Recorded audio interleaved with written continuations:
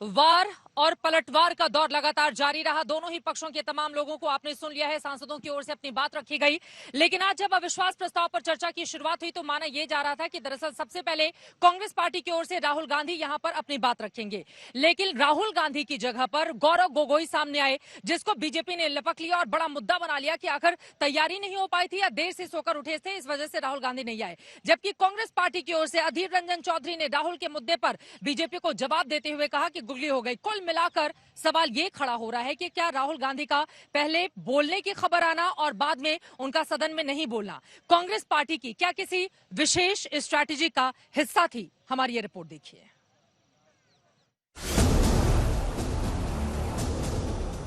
तैयार नहीं थे, देर से उठे होंगे तो नहीं बोल पाए, कोई बात नहीं है। हमको राहुल गांधी जी के भाषण सुनने के लिए हम उत्सुक है सर, हम उत्सुक है। सोमवार को सदस्यता बहाली के बाद खबर थी कि विपक्ष की ओर से राहुल गांधी ही अविश्वास प्रस्ताव पर चर्चा की शुरुआत करेंगे। मणिपुर के अपने दौरे का जिक्र कर मोदी सरकार पर तीखा हमला बोलेंगे, लेकिन अविश्वास प्रस्ताव पर कार्रवाई शुरू होने से ठीक 5 मिनट पहले ही खबर आई कि कांग्रेस की ओर से गौरव गोगोई अविश्वास प्रस्ताव पर चर्चा शुरू करेंगे। गौरव गोगोई जी, अध्यक्ष महोदय, क्या हुआ सर? हम तो राहुल गांधी जी के भाषण सुनने के लिए हम उत्सुक है सर। चर्चा के लिए गौरव गोगोई खड़े ही होते हैं कि संसदीय कार्य मंत्री प्रहलाद जोशी कांग्रेस की ओर से अचानक किए गए बदलाव पर सवाल उठाते हैं, तो देखते ही देखते सत्ता पक्ष और विपक्ष की तनातनी शुरू हो जाती है। सर, सुबह जहां तक मैं जानता हूं, सुबह आपके ऑफिस में एक चिट्ठी आया था, सेक्रेटरी जनरल के ऑफिस में, श्री राहुल गांधी जी गौरव गोगोई स्थान पर बोल रहे हैं। क्या हुआ सर? हम तो राहुल गांधी जी के भाषण सुनने के लिए हम उत्सुक है सर, हम उत्सुक है राहुल गांधी का। राहुल, क्या हो गया? ऐसे क्या हम बताएं कि प्रधानमंत्री मोदी जी ने आपके दफ्तर के अंदर क्या क्या बातें की हैं? इस बीच गौरव गोगोई स्पीकर से हुई बातचीत को सार्वजनिक करने का जिक्र करते करते हंगामे के बीच पीएम मोदी का नाम ले लेते हैं। ऐसे में अमित शाह का गुस्सा भी फूट पड़ता है। गंभीर आरोप है माननीय अध्यक्ष जी, बताइए। यानी अविश्वास प्रस्ताव पर चर्चा से पहले ही राहुल गांधी पर नई सियासी चर्चा शुरू हो गई। आप इस सदन के रक्षक हैं, आपके दफ्तर के अंदर क्या बातचीत हुई है? क्या हम बताएं कि प्रधानमंत्री मोदी जी ने आपके दफ्तर के अंदर क्या क्या बातें की हैं? हम नहीं कहते। गौरव गोगोई इसके बाद राहुल गांधी की जगह खुद पहले बोले। निशिकांत दुबे, लेकिन जब बीजेपी की तरफ से निशिकांत दुबे खड़े हुए तो दोबारा राहुल के पहले ना बोलने पर सवाल उठाया। निशिकांत दुबे की ओर से एक ऐसा तंज किया गया कि सदन का माहौल फिर से गर्मा गया। यदि वो हल्ला करेंगे यहाँ नहीं चलेगा। मैं ये सोच रहा था कि राहुल जी बोलेंगे, क्योंकि मीडिया में तरह तरह की खबरें आ रही थी, लेकिन लगता है कि शायद जी आज तैयार नहीं थे, देर से उठे होंगे तो नहीं बोल पाए, कोई बात नहीं है। राहुल गांधी पर निशिकांत दुबे का हमला यही नहीं रुका। उन्होंने चर्चा के दौरान सोनिया गांधी का जिक्र किया और इसी बहाने गांधी परिवार को भी निशाने पर लिया। सोनिया जी, मुझे जो लगता है कि उनके पार्टी की उनकी दो मनस्थिति है। वो एक हिंदू सभ्यता संस्कृति में बिलीव कर रही हैं, इसीलिए अलौकिका पंडिता की तरह जो पूरा किताब में लिखा हुआ है कि क्या क्या करना चाहिए एक भारतीय नारी को, उसका पूरा का पूरा पिक्चर सोनिया जी देती है। उनको दो काम करना है, बेटे को सेट करना है और दामाद को भेंट करना है।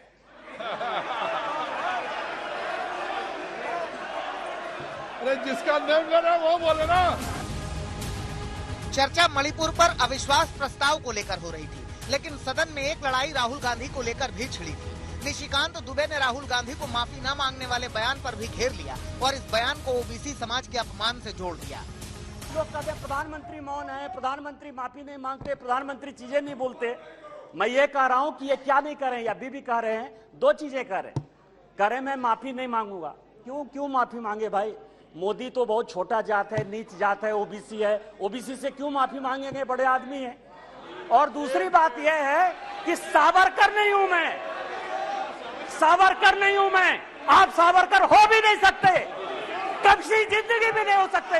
28 साल उस आदमी ने जेल में गुजारा है, आप अपनी तुलना सावरकर से करते हैं। सियासी वार पलटवार को देखें तो दोनों पक्षों की रणनीति साफ है। कांग्रेस पार्टी राहुल की सदन में वापसी के जरिए माहौल बनाने की कोशिश में जुटी हुई है। वहीं बीजेपी राहुल के बहाने ही कांग्रेस को घेर रही है। सदन में छिड़ी चर्चा के बीच राहुल गांधी के लिए एक और अच्छी खबर आई। सदस्यता बहाली के बाद अब उन्हें फिर से सरकारी आवास आवंटित कर दिया गया है। इस पर जब सवाल हुआ तो राहुल गांधी ने पूरे हिंदुस्तान को ही अपना घर बता दिया।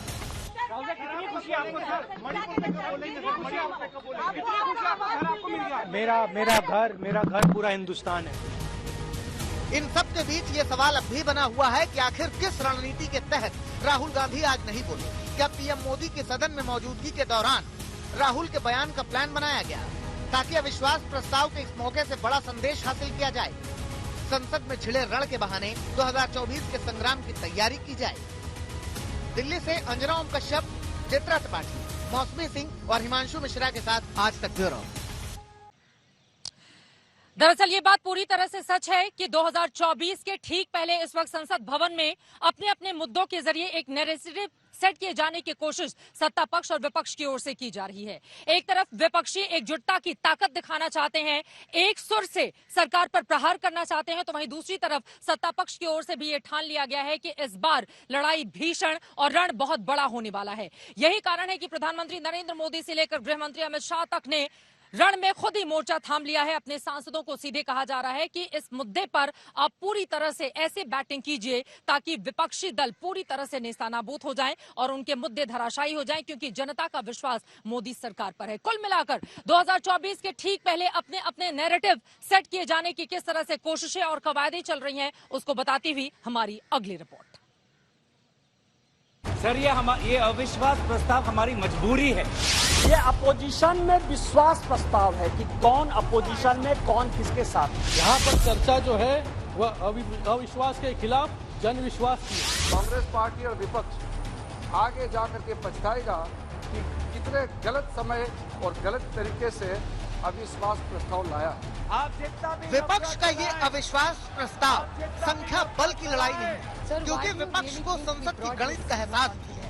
अविश्वास प्रस्ताव के भविष्य का आभास। Many of us got eventually disillusioned with the Congress party, left the Congress party and became a beacon of opposition politics, of Janta politics. ये अविश्वास प्रस्ताव हमारी मजबूरी है। ये हमारी मजबूरी है कि हम अविश्वास प्रस्ताव हमें लाना पड़ा, क्योंकि ये बात कभी भी संख्या की नहीं थी। ये बात हमेशा इंसाफ की थी, मणिपुर के इंसाफ की। We are representative of the Indian citizens. तो फिर वो वजह क्या है जिसके चलते विपक्ष अविश्वास प्रस्ताव पर ऐसी एकजुटता दिखा रहा है? मणिपुर की जो घटना हुई है सर, मणिपुर के मुद्दे पर पीएम मोदी को बोलने का दबाव बना रहा है। संवेदनशील घटना है। प्रधानमंत्री महोदय ने एक मौन व्रत लिया कि सदन में ना लोकसभा में कुछ बोलेंगे ना राज्यसभा में कुछ बोलेंगे, और इसीलिए अध्यक्ष महोदय ये नौबत आनी पड़ी कि हम अविश्वास प्रस्ताव के द्वारा प्रधानमंत्री मोदी जी का मौन व्रत हम तोड़ना चाहते। अविश्वास प्रस्ताव के जरिए विपक्ष न केवल पीएम को सदन में बोलने के लिए मजबूर करना चाहता है, बल्कि इसके जरिए वो अपने गठबंधन इंडिया की ताकत का भी एहसास कराना चाहता है। कोशिश ये संदेश देने की है कि मोदी सरकार के खिलाफ साथ आए दल 24 के चुनाव में एक साथ मैदान में उतरेंगे। लोकसभा की लड़ाई में पीएम मोदी को बड़ी चुनौती देंगे। अच्छे दिन कहते थे आप, अच्छे दिन आएंगे।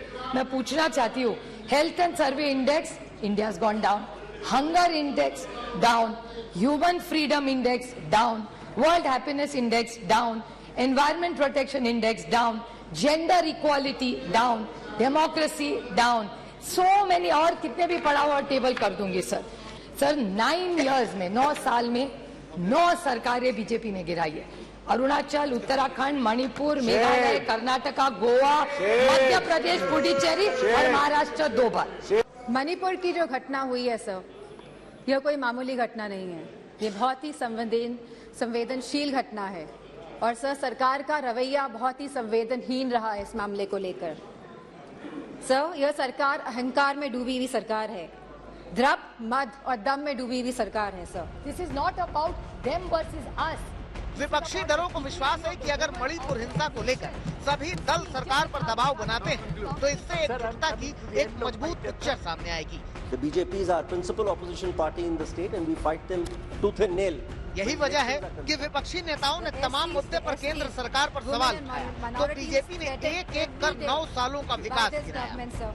मोदी जी ने माइनॉरिटी और कमजोर सोचने का मौका ही नहीं दिया, क्योंकि आज हम जहां खड़ा है, अगर मैं अरुणाचल में खड़ा हूं, मणिपुर में खड़ा हूं, जहां भी मैं खड़ा हूं वही जगह इंडिया का मेन स्ट्रीम बन जाता है। जो अविश्वास प्रस्ताव लाए हैं कांग्रेस पार्टी, मैं ये मानता हूं कि कांग्रेस पार्टी और विपक्ष के जो लोग हैं वो खुद ही बाद में पछताएंगे। क्या हम बताएं कि प्रधानमंत्री मोदी जी ने आपके दफ्तर के अंदर क्या क्या बातें की हैं? हम नहीं कहते। एक गंभीर आरोप है माननीय अध्यक्ष जी। 24 के चुनाव की रणनीति में दोनों खेमा अपना दम दिखाने की कोशिश में लगे हैं। इसके बाद राहुल जी भी नहीं बोल पाएंगे और यही वजह है कि निशिकांत दुबे ने इंडिया गठबंधन में शामिल कई दलों का जिक्र कर कांग्रेस राज में उनके नेताओं पर दर्ज केस का मुद्दा उठाया। आरजेडी, समाजवादी पार्टी, डीएमके जैसी पार्टियों का जिक्र कर कांग्रेस को निशाना बनाया। प्रधानमंत्री जी कहते हैं कि ये अविश्वास प्रस्ताव नहीं है, ये अपोजिशन में विश्वास प्रस्ताव है कि कौन अपोजिशन में कौन किसके साथ है। इनका विरोध ये है कि गरीब के घर में जो चूल्हा जल रहा है, जो घर घर में पानी जा रहा है, जो नल जल की पहल चल रही है, जो गंगा से पानी देवघर आने की बात चल रही है, उसका ये विरोध है सर। इनका विरोध ये है कि बाइडेन ऑटोग्राफ क्यों लेता है।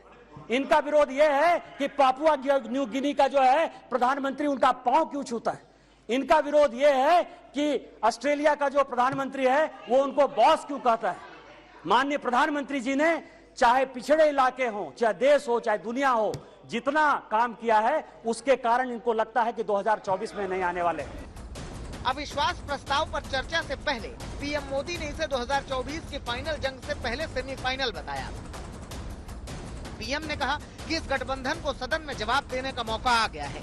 विपक्षी गठबंधन जो तुष्टीकरण और परिवारवाद के लिए बना है, उनके बीच आपस में ही अविश्वास है और उसी की परीक्षा के लिए ये अविश्वास प्रस्ताव लेकर आए हैं। ऐसे में सरकार के पास एकजुट होकर आखिरी गेंद पर छक्का मारने का मौका है। अब 10 तारीख का इंतजार है। दोनों खेमा तैयार है अपना अपना दम दिखाने 24 की लड़ाई से पहले मजबूत संदेश देने के लिए। दिल्ली से मौसमी सिंह और हिमांशु मिश्रा के साथ चित्रा त्रिपाठी, आज तक। संसद में एक तरफ बड़े मुद्दों को लेकर जहां चर्चा लगातार जारी रही, वहीं दूसरी तरफ महाराष्ट्र की सियासत एक अलग ही रंग और आकार लेती हुई भी आज नजर आई। एक तरफ उद्धव गुट की शिवसेना थी, दूसरी तरफ अगर बात करें तो यहां पर शिंदे गुट की शिवसेना थी। दोनों के बीच में ही दोनों पक्षों के अलग अलग सांसदों ने हिंदुत्व के मुद्दे पर एक दूसरे को कैसे जमकर घेरा और यहां की सियासत महाराष्ट्र तक कैसे दस्तक देती हुई आई। अब जरा सांसदों को सुन लेते हैं। वो हमें हिंदुत्व सिखा रहे हैं, हम पैदाइशी है, ये हमें हिंदुत्व सिखा रहे। हिंदुत्व में भगोड़े नहीं होते, भगोड़े नहीं होते। जो लोग भगोड़े हैं वो भगोड़े क्या बोलेंगे, जिनके पास इतना दम होता, उनके पास इतना दम होता। मैंने किसी का नाम तो नहीं लिया, मैंने किसी का नाम नहीं लिया, मैंने किसी का नाम नहीं लिया। जो हुआ हादसा, जो हादसा हुआ, अगर हिम्मत थी वो क्या हिंदुत्व सिखाएंगे हमें। जिनको जो जन्म में आए यहाँ, इनको क्या मालूम है बाला साहब क्या थे। वंदनीय बाला साहब ने हिंदुत्व ये बताया, भैया मुझे मंदिर में घंटा बजाने वाला हिंदू नहीं चाहिए, आतंकवादियों को मारने वाला हिंदू चाहिए। अभी बच्चे नहीं है, खाली अभी जो आवाज आ रहे है ना, वो बिल्ली का टाइगर का आवाज नहीं है, वो खत्म हो गए। अभी वो उनको कोई हमारे पंतप्रधान जी के ऊपर बोलने का कोई अधिकार नहीं है, औकात नहीं है उनकी पंतप्रधान जी के ऊपर बोलने की। जी अभी आपने देखो महाराष्ट्र में कहाँ तक है, कभी डूबने वाले वही देखो। मगर भारतीय जनता पार्टी और माननीय पंतप्रधान जी हमारे माननीय अमित शाह, इनके ऊपर उंगली भी बताया ना। Thank you. तो तुम्हारी औकात में निकालूंगा क्या, असलियत में निकालूंगा।